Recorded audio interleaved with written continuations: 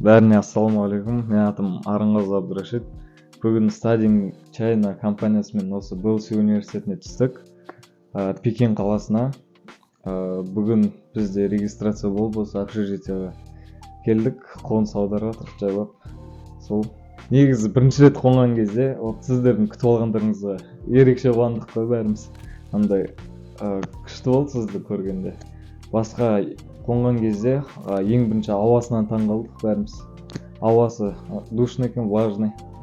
Басқа бұлай көшелер әдемі екен, ағаштар, зелень көп екен. Университет бұлай сырттай әдемі екен, сол үлкен. Тағы осы площадь өте үлкен екен, ішінде андай таксилар болатынына таңғалдым. Ең удивительный мопедисттер шығар. Алматыда ең көп мопедисттер ме десем, осы жақта одан да көп екен. Сол велодорожкада всегда көп екен, сол мопедисттер. Арасы кешке қарай пробка болады екен. Соған таңғалдым. Әлі жемедік, бірақ вот кеше KFC жеп көрдік.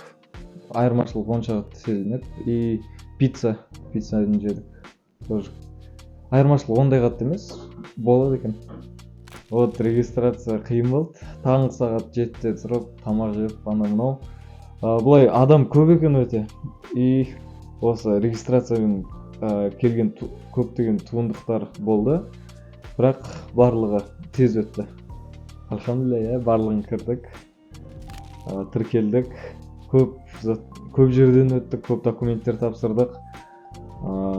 Бізге сосын карточканы тез шығарып бергенде тоже таңғалдым.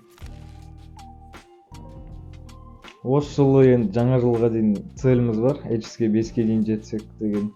Ары қарай егер қолымыз боса жатса, осы университетте болатын спорттарға қатысып, университеттен скидка алып алуға әрекет жасауға тырысамын.